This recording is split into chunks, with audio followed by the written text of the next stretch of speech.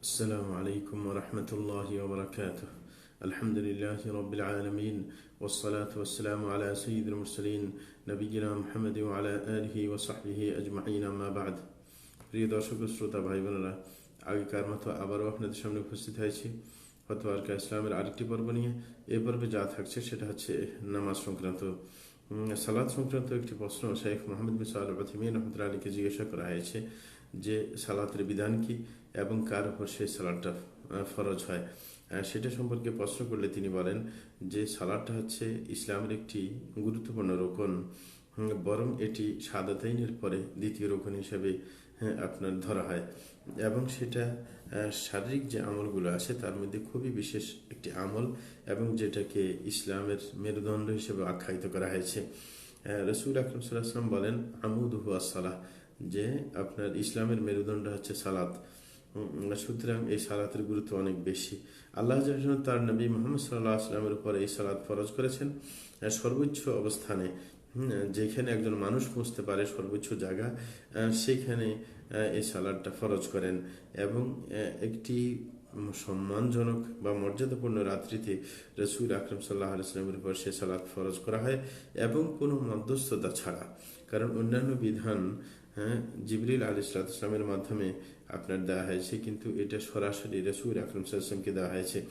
আল্লাহ তার রসুল সাল্লাহ আসলামের উপর সালাত ফরজ করেছেন প্রথমে দিনে রাতে 50 বেলা করে, কিন্তু আল্লাহ শানহু নিজ দয়ায় সেটাকে কমিয়ে দিয়ে 5-এ রূপান্তরিত করেছেন। আবার দয়া করে 5কে কার্যত রেখে তার সবকে 50 বেলার নির্ধারণ করেছেন। সুতরাং সালাতটা কত গুরুত্বপূর্ণ সেটা এখান থেকে অনুধাবন করা যায় এবং আল্লাহ সালাতকে যে পছন্দ করেন, ভালোবাসেন, সেটাও এখান থেকে বোঝা যায়। এই কারণে একজন মানুষ সে অবশ্যই নিজের অন্যান্য কাজকে বন্ধ দিয়ে হলেও তাকে যথাসময়ে সালাত আদায় করতে হবে এবং এই সালাত যে একজন ব্যক্তির উপর ফরজ সেটার প্রমাণও রয়েছে।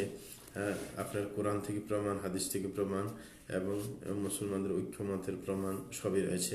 কোরআন থেকে প্রমাণ হচ্ছে সূরা নিসার 103 নম্বর আয়াতে আল্লাহ বলেন فَإِذَا اطْمَأْنَنْتُمْ فَأَقِيمُوا الصَّلَاةَ إِنَّ الصَّلَاةَ كَانَتْ عَلَى الْمُؤْمِنِينَ كِتَابًا مَوْقُوتًا।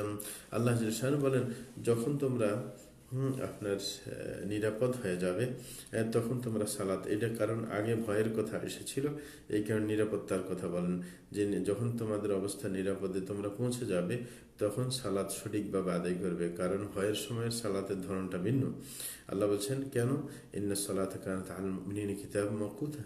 আল্লাহ বলেন সালাতটা মুমিনদের উপর ফরজ করা হয়েছে নির্দিষ্ট টাইম ভিত্তিক। এবং রসুল আকরম সাল্লাল্লাহু আলাইহি ওয়াসাল্লাম হযরত মুআয ইবনে জাবালকে যখন ইয়েমেনে পাঠিয়েছেন তখন তাকে এই কথা বলেছেন যে আলিমহুম আন্নাল্লাহ তারাদা আলাইহিম খামসা সালাওয়াতিন ফি কুল্লি ইয়াওমিন ওয়া লাইলা, যে তুমি তাদেরকে জানিয়ে দিবে যে আল্লাহ জাল্লাহু তাদের উপর দৈনন্দিন 5 বেলা সালাত ফরজ করেছেন। সুতরাং এটা হাদিস থেকে প্রমাণ এবং এরকম ভাবে সমস্ত মুসলমান একমত এই ব্যাপারে যে সালাত আদায় করা ফরজ, এটা নিয়ে কেউ দ্বন্দ্বে লিপ্ত হননি। উলামায়ে কেরাম বলেছেন একজন ব্যক্তি যখন 5 বেলা সালাত যে প্রত্যেক দিন পড়তে হবে এটাকে যদি সে অস্বীকার করে বসে অথবা আপনার কোনো একটা সালাতকে অস্বীকার করে বসে তখন তার অবস্থা কি, সে মোরতাদ হয়ে যাবে, ইসলাম থেকে বেরিয়ে পড়বে। তখন তার রক্ত এবং তার সম্পদ সব হালাল হয়ে যাবে যতক্ষণ পর্যন্ত তওবা করে আবার সঠিক পথে ফিরে না আসে। তবে যদি এই ব্যক্তিটা এমন হয় যে সে নতুন ইসলামে প্রবেশ করেছে এবং সালাতের বিধান তার জানা ছিল না, তাহলে সে কাফের হবে না, মোরতাদ হবে না। তবে তাকে জানিয়ে দিতে হবে যে ব্যাপারটা শরীয়তের নিশ্চিত বিধান, সেটা পালন করতে হবে। তারপরেও যদি জানার পরে সে অস্বীকার করে বসে তাহলে একই অবস্থা হবে, সেও মোরতাদ হয়ে যাবে, সেও কাফের হয়ে যাবে। এই সালাতটা ফরজ হচ্ছে প্রত্যেকটা মুসলমানের উপর, প্রত্যেক বালেগ এবং যার বুদ্ধি বিবেক ঠিক আছে এরকম প্রত্যেকটা মুসলমানের উপর, চাই সে পুরুষ হোক অথবা মহিলা হোক, সবাইকে সালাত আদায় করতে হবে।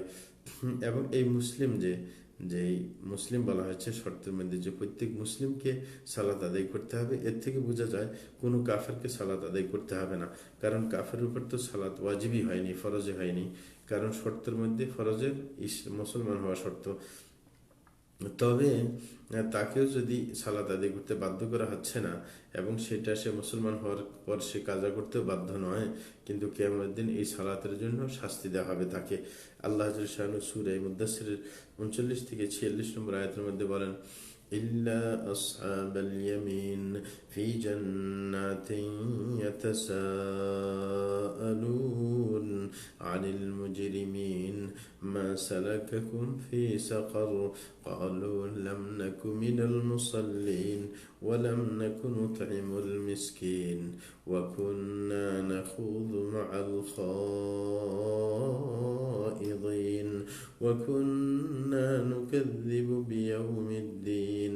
আল্লাহ বলছেন যে যারা ডানপন্থী তাদের কথা বলেছেন তাদের কি অবস্থা হবে, ফি জান্নাতি ইয়াতাসাআলুন, যে জান্নাতের মধ্যে তারা এক অপরকে জিজ্ঞাসা করবে, আনিল মুজরিমিন, যারা অপরাধী ছিল দুনিয়াতে তাদের সম্পর্কে, এবং তাদেরকে জিজ্ঞাসা করে বলবে, মা সালাকাকুম ফি সাকার, তোমরা সাকার নামক জাহান্নামে কেন আসলে? তখন তারা উত্তরে বলবে, লাম নাকু মিনাল মুসাল্লিন, আমরা তো মুসল্লি ছিলাম না, সালাত আদায় করতাম না, আমরা নামাজে ছিলাম না, ওয়ালাম নাকু নুতঈমুল মিসকিন, এবং আমরা মিসকিনকে খাদ্য দিতাম না, ওয়া কুন্না নাখুদু মাআল খাইদিন, এবং যারা উল্টোপাল্টা কথা বলতো তাদের সাথে আমরা সময় কাটাতাম, ওয়া কুন্না নুকাযযিবু বিয়াউমিদ্দিন, এবং আমরা ইয়াউমুদ্দিন মানে শাস্তির দিনকে বা কিয়ামতের দিনকে আমরা মিথ্যা প্রতিপন্ন করেছি, এই জন্য আমাদেরকে সাকার নামক জাহান্নামে আসতে হয়েছে। তাইলে এই যে শাস্তি দেওয়া হবে যে একজন কাফেরকেও আপনি নামাজ ছাড়ার কারণে, সেটা এখানে আপনার পরিষ্কার হয়ে গেল। আরেকটা আপনার এরকমভাবে তাদের যে কথাটা যে আমরা কি নামাজ পড়তাম না, এর দ্বারা আমরা প্রমাণ পেয়ে গেছি। এখন আরেকটা কথা হচ্ছে যে নামাজ যে আপনার ফরজ হওয়ার জন্য আরেকটি শর্তের কথা বলা হয়েছে, বালেগ হতে হবে। এই বালেগ না হলে কিন্তু সালাত ফরজ হয় না। কিন্তু বালেগ কিভাবে হবে, মানে বালেগের চিহ্ন কিভাবে বুঝবে, সেটা নিয়ে কথা তিনি ব্যাখ্যা দিচ্ছেন যে তিনটা কোনো একটা কারণ পাওয়া গেলে কোনো আপনার ছেলে বা মেয়েকে আপনার কি বালেগ বলা হয় সাধারণত। মেয়ের ক্ষেত্রে আরেকটা বাড়বে, সেটা সামনে আমরা বলবো, যে সাধারণত ছেলের ক্ষেত্রে বালেগ হওয়ার আলামত হচ্ছে তিনটা। এটা মেয়ের মধ্যেও বালেগের আলামত, কিন্তু মেয়ের একটি বাড়তি আছে। একটা হচ্ছে যে 15 বছর হয়ে গেলে কোনো সন্তান, ছেলে হোক মেয়ে হোক, যখন 15 বছর অতিক্রম করে তাকে বালেগ হিসেবে ধরা হবে। দ্বিতীয় নম্বর হচ্ছে যদি আপনার উত্তেজনার সাথে যদি বীর্যপাত হয়, জাগা থাকা অবস্থায় অথবা ঘুমে অবস্থায় যে কোনোভাবে যদি বীর্যপাত হয়, তাই সেটাও বালেগ হওয়ার আলামত। তৃতীয় নম্বর হচ্ছে যদি নিজের লজ্জাস্থানের আশেপাশে লোম উঠে যায়, তখনও সেটাকে বালেগ হওয়ার আলামত ধরা হয়। এই তিনটা আলামত হচ্ছে পুরুষ মহিলা সবার মধ্যে সমান, কিন্তু মহিলাদের আরেকটি বাড়তি আলামত আছে, সেটা হচ্ছে ঋতুস্রাব। যদি কোনো মহিলা ঋতুস্রাব এসে পড়ে তাহলে বুঝতে হবে সে বালক হয়ে গেছে। আর যে বলা হচ্ছে যার বুদ্ধি সচল মানে জ্ঞান সম্পন্ন, সেটা বলতে এর বিপরীত হচ্ছে যার বুদ্ধি নেই, বিবেক নেই, অর্থাৎ পাগল হয়ে গেছে। যদি এমন হয় যার বুদ্ধি সচল নাই, এরকম ব্যক্তি, তার উপর কিন্তু সালাত ফরজ হয় না। এবং এর মধ্যে থেকে ওদেরকেও ধরা হয় এই ক্ষেত্রে যে অনেক বয়স্ক লোক আছে, মহিলা হোক পুরুষ হোক, যখন একবারে বয়স্ক হয়ে যায় তখন তারা ভালো খারাপের মধ্যে পার্থক্য করতে পারে না, শুধু আজে বাজে বকাবকি করে, এমন যদি হয়, যাকে আরবিতে মেহদারি বলা হয়, এই সমস্ত ব্যক্তির উপরে সালাত কি ফরজ হবে না, বাধ্যতামূলক নয়। কারণ সালাত ফরজ হওয়ার জন্য নিজের বুদ্ধি, জ্ঞান বুদ্ধি সচল থাকা বাধ্যতামূলক। আরেকটা হচ্ছে যে আপনার যদি ঋতুস্রাব হয় কোনো মহিলার এবং যদি সন্তান প্রসূতিস্রাব হয়, সেটা কিন্তু নামাজ ওয়াজিব হওয়ার ক্ষেত্রে আপনার বাধা। কিন্তু যদি আপনার কি হয় এমন শেষ হয়ে যায়, এটা হচ্ছে আদায়ের ক্ষেত্রে বাধা। নামাজ আদায় করতে পারবে না যদি ঋতুস্রাব হয়, সন্তান প্রসূতিস্রাব হয়, কিন্তু নামাজটা মাপ যাবে, পরে আপনার রোজাটা কাজা করে দিতে হয়। সুতরাং এটা সালাত আদায়ের ক্ষেত্রে বাধা। সেটা ধরা হচ্ছে যে ওয়াজিব হচ্ছে না, কারণ সে এমন অবস্থায় আছে যে সময় আপনার ওয়াজিব হওয়ার বিপরীত কাজ রয়েছে। তাইলে যখন সে নামাজ পড়তে পারছে না, তখন সালাত তার উপর ওয়াজিব হচ্ছে না। এটা হচ্ছে কথা, কারণ নামাজটা ফরজ হয় সময় ভিত্তিক। সুতরাং সময় আসলে যদি কেউ অনুপযুক্ত হয়, তার ব্রেন সচল না থাকে, সেই ঋতুস্রাবে পতিত হয়, তাহলে তাদের উপর সালাত ফরজ হয় না। এটা হচ্ছে নিয়ম। যাই হোক, এটা গেল একটা মাসলা, আমরা জানতে পেরেছি যে সালাতের বিধানটা। এখন আরেকজনের প্রশ্ন, সেটা হচ্ছে কারোর যদি ব্রেন সচল না থাকে, যে সে কোনো কিছু মনে রাখতে পারছে না অথবা তার হুঁশ ঠিক নেই, তাইলে তার কি শরীয়তের বিধান মানতে হবে কিনা, এরকম প্রশ্ন শাইখকে করা হলে শাইখ উত্তর দিচ্ছেন যে আল্লাহ শান মানুষের উপর ইবাদতকে ফরজ করেন যদি ফরজ করার সে উপযুক্ত হয়ে থাকে। আর উপযুক্ত হওয়ার মানে হচ্ছে তার ব্রেন সচল থাকতে হবে, যে ব্রেনের মাধ্যমে সে জিনিসগুলোকে পার্থক্য করতে পারে। কিন্তু যে ব্যক্তির ব্রেনের সচল নাই, তাহলে শরীয়ত তাকে দেওয়ার শরীয়তের কি প্রয়োজন তার? এই কারণে কোনো পাগল যে পাগল হয়ে যায় তার উপর শরীয়ত বর্তায় না। কোনো ছোট বাচ্চা যে এখনো পার্থক্য জ্ঞান নেই তার, সেই ছোট বাচ্চার উপর সালাত ফরজ হয় না। এবং এরকম ভাবে যে বালেগ হয়নি তার উপর সালাত ফরজ হয় না, কারণ সে এখনো ফরক করতে পারে না প্রত্যেক জিনিসের মধ্যে। এটা হচ্ছে আল্লাহর একটা রহমত যে আল্লাহ এদেরকে, কারণ এদের কোনো দোষ নেই, সুতরাং এদেরকে আল্লাহ দয়া করে এই সালাত পড়া থেকে দূরে সরিয়ে রেখেছেন। এরকম ভাবে আপনার যার ব্রেনের মধ্যে সমস্যা হয়েছে, এখনো পাগল হয়ে যায়নি, মানে ব্রেনের মধ্যে সমস্যা, এটাকে পাগল হলে মাজনুন বলে আরবিতে, আর যেটা পাগলের কাছাকাছি চলে গেছে এটাকে মাতুফ বলে। এরকম যদি হয় তারও বিধান একই, তার উপরে নামাজ ফরজ হবে না। এরকম ভাবে বড় বয়স্ক যারা যারা নিজের স্মরণশক্তি হারিয়ে ফেলেছে তাদেরও সালাদ সওম এগুলো ফরজ হবে না, কারণ তার তো ব্রেনই সচল নাই। তাইলে সে বাচ্চার মতো হয়ে গেছে, যে বাচ্চা পার্থক্য জ্ঞান নাই তার মধ্যে, তার মতো হয়ে গেছে। সুতরাং এরকম বয়স্কের উপরে কি সালাদ ফরজ নেই? কি তার যদি অভ্যাসগত সে পড়ে সেটা ভিন্ন ব্যাপার, কিন্তু তার উপর ফরজ থাকে না। তবে এটা মনে রাখতে হবে, এই মশলা শুনে আবার আরেকটার মধ্যে প্যাচ লাগাইতে যাবে না, সেটা হচ্ছে অর্থনৈতিক ব্যাপারগুলা, সেগুলো কিন্তু ভিন্ন। অর্থনৈতিক ব্যাপার কিন্তু যার বুদ্ধিশুদ্ধি নাই বা ছোট বাচ্চা, এই সমস্ত ক্ষেত্রে তার অর্থ থাকলে তার উপর যদি কোনো আপনার কারোর পাওনা থাকে সেটা কিন্তু দিতে হবে। কারোর যদি কোনো কিছু ক্ষতি করে সেটা ক্ষতিপূরণ দিতে হবে, এবং সে যদি তার সম্পদ বেশি থাকে তার জাকাত এসে যাবে। এটা মনে করবে না যে বয়স্ক হওয়ার কারণে যেরকম নামাজ শেষ হয়ে গেছে তাইলে এটাও দিতে হবে না, এরকম নয়। কারণ একটা হচ্ছে শারীরিক ইবাদত আর একটা হচ্ছে আর্থিক ইবাদত। সুতরাং যে ব্যক্তির দায়িত্ব তার সম্পদ গোছানোর, সেই ব্যক্তি অবশ্যই তার সম্পদ থেকে জাকাত দিয়ে দিবে, কারণ এ তো নিজেই বুঝে না। এই কারণে দায়িত্বশীল যে তার জাকাত দেওয়া বাধ্যতামূলক, কারণ এটা সম্পদের সাথে জাকাতের সম্পর্ক। আল্লাহ সূরা তওবার 103 নম্বর আয়াতের মধ্যে বলেন, খুয মিন আমওয়ালিহিম সাদাকাতান তুতাহহিরুহুম ওয়া তুযাক্কিহিম বিহা, যে হে রাসূল আপনি তাদের সম্পদ থেকে সদকা গ্রহণ করুন, কারণ এই সদকার মাধ্যমে আপনি তাদেরকে পবিত্র করবেন। এটা হচ্ছে করণীয়। তাইলে এখানে কোরআন আয়াতের মধ্যে আল্লাহ বলছেন খুয মিন আমওয়ালিহিম, তাদের সম্পদ থেকে। তাইলে সম্পদ থেকে এই সম্পদের উপর এই জিনিসটা আসছে, জাকাতের ব্যাপারটা। এটা বলে নেই তাদের থেকে গ্রহণ করো, বলছে তাদের সম্পদ থেকে। তাইলে ব্যক্তি নামাজের সম্পর্ক ব্যক্তির সাথে, যার কারণে সে যখন অনুপযুক্ত এই কারণে তার থেকে বাদ পড়ে গেছে, কিন্তু জাকাত হয়েছে সম্পদের সাথে, এই কারণে জাকাত দিতে হবে। যদি ব্রেন সচল না থাকে, যার দায়িত্বে সম্পদ আছে সে দিয়ে দিবে ওর পক্ষ থেকে। কারণ রাসূল আকরাম সাল্লাল্লাহু আলাইহি ওয়াসাল্লাম হযরত মুআয রাদিয়াল্লাহু আনহুকে যখন ইয়ামানে পাঠাচ্ছেন তখনও এরকম কথাই বলেছেন যে আলিমহুম আন্নাল্লাহ তারাদা আলাইহিম সাদাকাতান ফি আমওয়ালিহিম তুখাযু মিন আগনিয়াহিম ফাতুরাদ্দু আলা ফুকারাইহিম, যে তুমি তাদেরকে বলে দিবে যে তাদের উপর আল্লাহ জাল্লাহু যাকাত ফরজ করেছে তাদের সম্পদের মধ্যে। তাইলে ফরজ জাকাত ফরজ হয়েছে সম্পদের মধ্যে, যা ধনীদের থেকে নিয়ে তাদের গরিবদেরকে বন্টন করে দেওয়া হবে। এই ভিত্তিতে আমরা বলবো যে সম্পদগত যে ওয়াজিবগুলো আছে সেটা কিন্তু ব্রেন অসচল হইলে সেগুলা কিন্তু বাদ পড়বে না, বরং সেটা সম্পদের সাথে সম্পর্কিত দিতে হবে। তবে শারীরিক ইবাদত যেরকম সালাত আদায় করা, পবিত্রতা অর্জন করা, শ্রম পালন করা, এগুলা কিন্তু সেই ব্যক্তি থেকে রহিত হয়ে যাবে। এটা হচ্ছে কথা। কিন্তু আরেকটা কথা, যেই ব্যক্তির ব্রেন সচল নেই কোনো রোগের কারণে, তার উপরে কিন্তু সালাত বাধ্যতামূলক নয় অধিকাংশ আলেমের মতে।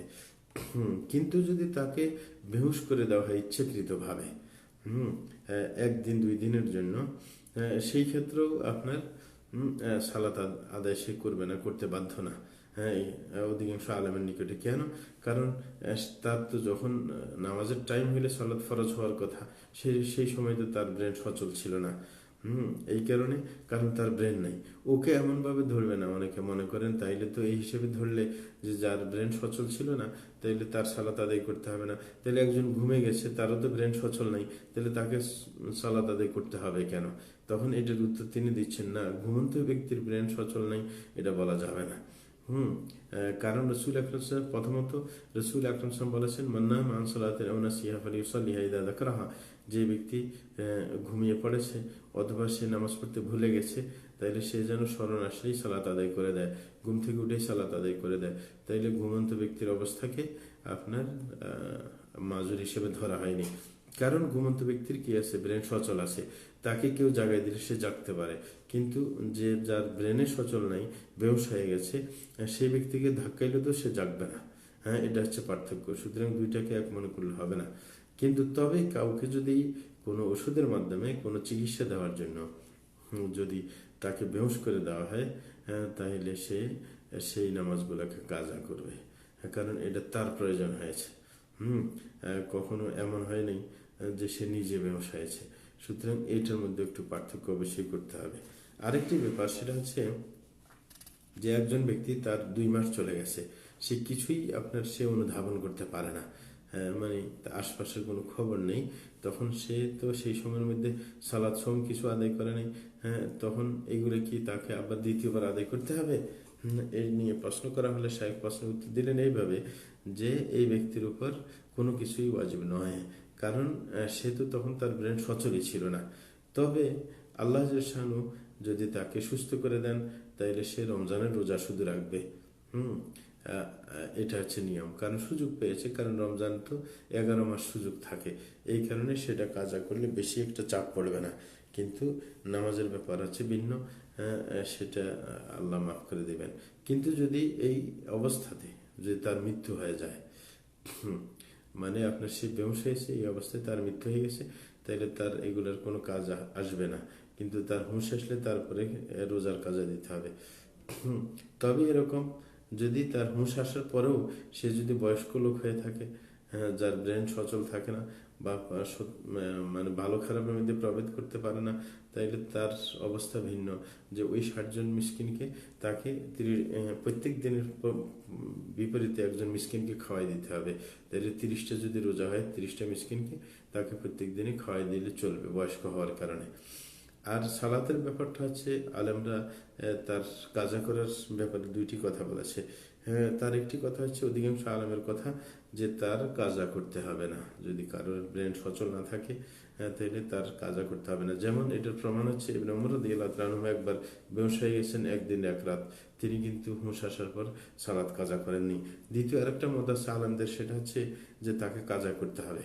এটা হচ্ছে কারো কারো মত, কিন্তু এটা একবারে গ্রহণযোগ্য মত না আলেমদের নিকটে। এবং এটা তারা দলিল হিসেবে গ্রহণ করেছেন আম্মার ইবনে ইয়াসিরের ইয়ে থেকে, আমল থেকে, যে আম্মার ইবনে ইয়াসির 3 দিন পর্যন্ত বেহুশ ছিলেন, যখন তার হুঁশ ফিরে এসেছে, তখন তিনি এই দিনগুলার সালাত কাজা করে দিলেন। তাইলে এটা হচ্ছে গৌণ মত, মানে যেটা অধিকাংশ আলেমের মত নয়। কিন্তু আসল মত হচ্ছে যে তাকে সালাত কাজা করতে হবে না, কিন্তু শুধু তার হুঁশ ফিরে আসলে, সময় পাইলে সে রোজা কাজা করবে, আর ইতিমধ্যে মারা গেলে তার কিছুই করতে হবে না। আল্লাহ শানু সকল আমল বুঝে শুনে আমাদের সঠিকভাবে করার তৌফিক দান করুন। ওয়া সাল্লাল্লাহু আলা নবিয়িনা মুহাম্মদ ওয়া আলা আলিহি ওয়া সাহবিহি আজমাইন।